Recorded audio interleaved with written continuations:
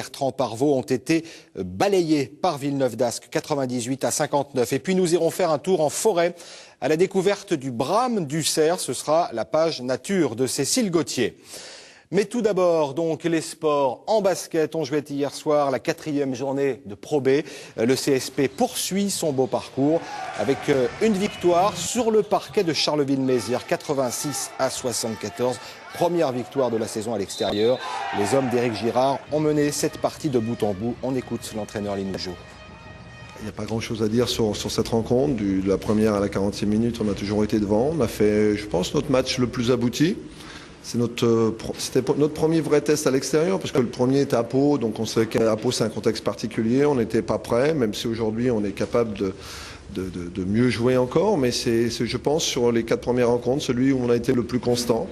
C'est bien parce que c'est à l'extérieur, c'est contre une équipe qui joue très bien en attaque, donc d'être capable défensivement de tenir cette équipe au moins sur les 30 premières minutes, dans des standards qui n'ont pas l'habitude, c'est une bonne chose. De leur côté, les filles du LABC n'y arrivent toujours pas. L'apprentissage de la Ligue féminine est décidément très difficile. 4e match hier soir et 4e défaite depuis le début de cette saison. À domicile, les Limoujaudes se sont de nouveau lourdement inclinés, cette fois-ci contre Villeneuve d'Ascq. Retour sur cette rencontre avec Cécile Gauthier et Mathieu Desgremont. On le savait, cette saison sera difficile pour Limoges, tout juste promu en Ligue féminine. La rencontre de hier soir le confirme, le LABC devant en plus gérer l'absence de l'une de ses joueuses phares, Awa Wey, partie disputer la Coupe d'Afrique des Nations avec l'équipe du Sénégal. De son côté, Villeneuve d'Ascq a également dans ses rangs une internationale, Émilie Gomis, joueuse de l'équipe de France, mais elle était bien présente hier soir. Elle a même clairement déstabilisé la défense limougeaude en marquant 18 points. Et pourtant, on a vu une belle phase de jeu chez les Limousines, mais rien qui puisse réellement déstabiliser une défense nordiste rugueuse. Résultat, 20 points de retard déjà au terme de la première mi-temps. Villeneuve d'Ascq mène 54-34. Et les nordistes dirigés par l'ancien coach de Limoges, Abdou Ndiaye, enfoncent le clou en deuxième période. Même si les Limoujaudes tentent de se montrer plus agressives, elles sont loin derrière et s'inclinent avec 39 points de retard, 59-98.